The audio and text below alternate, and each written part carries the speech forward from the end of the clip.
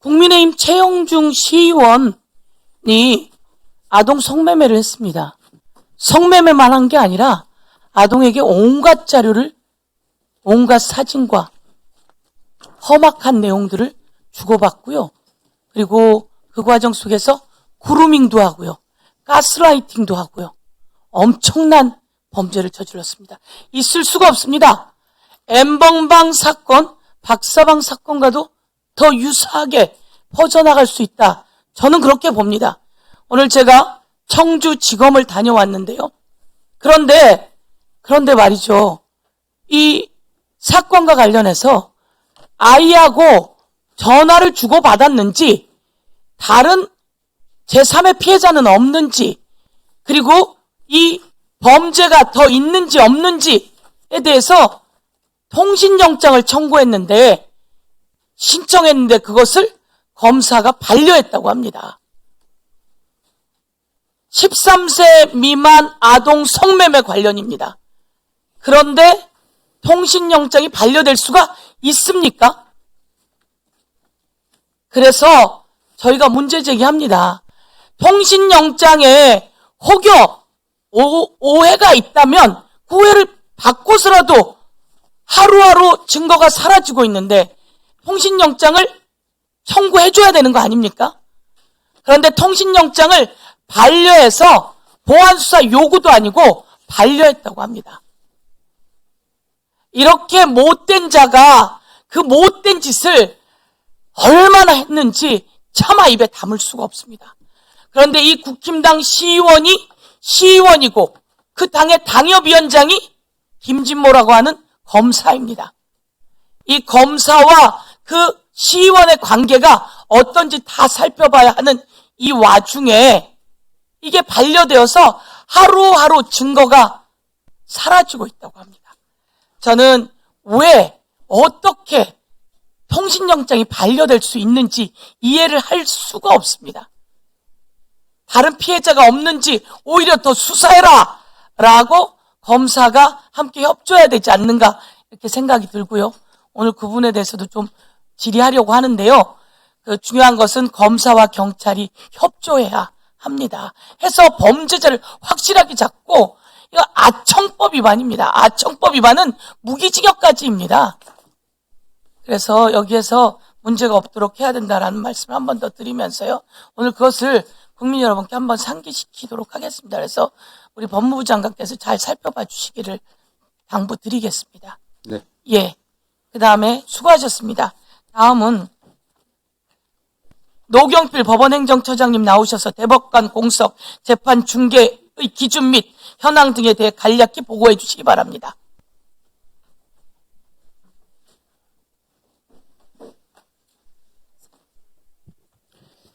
네, 안녕하십니까. 법원행정처장 노경필입니다. 네, 말씀하신 사항에 관한 법원행정처 기관 보고를 드리도록 하겠습니다. 먼저 대법관 공석 관련 사항입니다.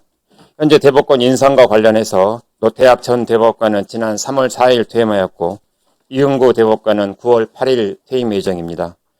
먼저 노태학 전 대법관 후임 제청과 관련하여서 작년 11월 17일 대법관 제청 대상자 선정을 위한 선고 공고가 있었고 이후 선고 기간과 심사 동의자 명단 공개 절차를 거쳐서 올해 1월 21일 대법관 후보 추천위원회가 개최되었습니다. 그리고 말씀드린 대로 지난 3월 4일 노태학 전 대법관께서 퇴임하셨습니다. 다음으로 이응구 대법관 후임 제청과 관련한 진행 과정을 말씀드리겠습니다. 지난 5월 21일 대법관 제청 대상자 선정을 위한 선고 공고가 있었고 선고 기간 진행이 진행된 후에 현재 심사 동의자 명단이 공개된 상태입니다. 향후 일정으로는 오는 8월 4일 대법관 후보 추천위원회가 개최될 예정입니다. 대법관 공석이 지속되고 있는 현 상황을 무겁게 인식하고 죄송스럽게 생각합니다. 앞으로 대법관 제청 절차가 원활하게 진행될 수 있도록 필요한 사법행정적 절차를 최대한 지원하도록 하겠습니다. 다음으로 2페이지 재판 중개 관련 사항입니다. 이에 대해서는 근거 법령, 기준, 실무 현황, 그리고 피고인 김건희에 대한 상고심 재판 중개 관련 사항을 순서대로 말씀드리겠습니다. 먼저 재판 중개 관련 근거 법령입니다. 보시는 바와 같이 2페이지입니다. 중개 관련 법령으로는 법원조직법 57조와 59조가 있습니다. 그리고 구체적으로 대법원 재판에 관련해서는 대법원에서의 변론에 관한 규칙 제7조의 2를, 그리고 각급 법원의 재판에 대해서는 3페이지에서 보시는 바와 같이 법정에서의 방청, 촬영 등에 관한 규칙이 적용되고 있습니다. 그리고 특별검사 사건에 관해서는 내란 특검법 등 각각의 법률에서 중개 규정을 규정하고 있습니다. 다음으로 재판 중개 관련 기준에 관하여 말씀드리겠습니다. 5페이지입니다. 먼저 대법원 재판 중개의 경우에는 소송 관계의 명확화, 변론의 효율적 진행, 국민의 신뢰 제고 필요성 등을 종합적으로 고려해서 공개 변론 및 중개 여부를 결정하고 있으며 2013년 3월 이후 현재까지 총 22건의 공개 변론에 대해서 중개가 이루어졌습니다. 다음으로 각급 법원의 경우에는 대법원 재판과는 달리 당사자 피고인의 동의가 있거나 또는 공공상 이익이 있다고 인정되는 것에 한해서 공판 개시 전 또는 판결 선고에 대해서만 중개를 허가할 수 있습니다. 그래서 이러한 기준에 따라서 1996년 전두환 노태우 전 대통령 12.12 군사반란 사건이나 2017년 박근혜 전 대통령 뇌물 사건과 같이 국민적 관심이 큰 사건에 대해서 재판 중개가 이루어진 실체가 있습니다.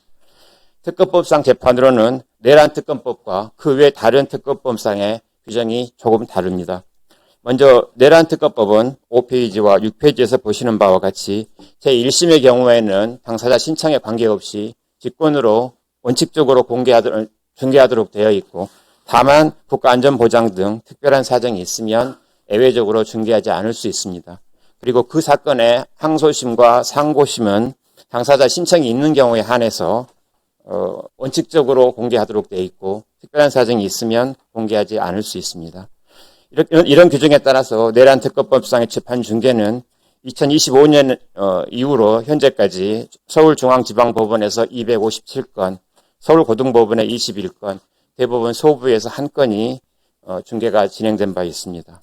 그리고 나머지 다른 특검의 경우에는 내란 특검법의 항소심, 상고심과 같이 당사자 신청이 있는 경우에 한해서 특별한 사정이 없으면 중개를 허가하도록 하고 있고, 특별한 사정이 있으면 허가가 안 되고 있습니다. 이런 기준에 따라서 서울중앙지방법원에 현재 각각 4건, 8건, 5건의 재판 중개가 진행된 바 있습니다. 다음으로 특검법상 재판 중개 관련 실무 현황을 말씀드리겠습니다. 6페이지입니다. 촬영 및 재판 중개의 주체는 법정 질서의 유지와 공정성 확보를 위해서 법원이 자체적으로 또는 위탁을 통해 주도하고 있습니다. 중개 방식에 대해서는 특검법에서 규정하고 있지 않아서 재판부에서 결정하고 있는데, 다만 돌발 상황에 대한 대응이나 비식별 조치의 용이성 등을 고려해서 녹화 중개를 원칙적으로 하고 있습니다. 다만 중요 사건에 대해서는 선고기일에 예외적으로 생중계도 하고 있습니다. 영상은 비식별 조치를 거쳐서 대법원 유관기관 채널에 공개하고 있으며 방송국에 대해서도 보내드리고 있습니다. 끝으로 피고인 김건희 상고심의 경우에 도이치모터스 사건 등입니다. 7페이지에서 보시는 바와 같이 올해 5월 11일 날 접수돼서 특별검사의 재판 중개 방송 허가 신청서가 제출되고, 이어서 법원에서 허가를 해서 7월 24일 예정되어 있는 선고기일에 재판 중개가 이루어질 예정입니다. 앞으로도 국민에게 영향이 미치는 영향이 큰 중요 사건에 대해서는 국민의 알 권리를 보장하고 재판의 투명성을 제고할 수 있도록 사법행정영역에서 필요한 조치를 다하겠습니다. 이상으로 법원행정처의 보고를 마치겠습니다. 예, 법원행정처장님 수고하셨습니다. 다음은 유승열 수사기획조정관님, 윤석열 전 대통령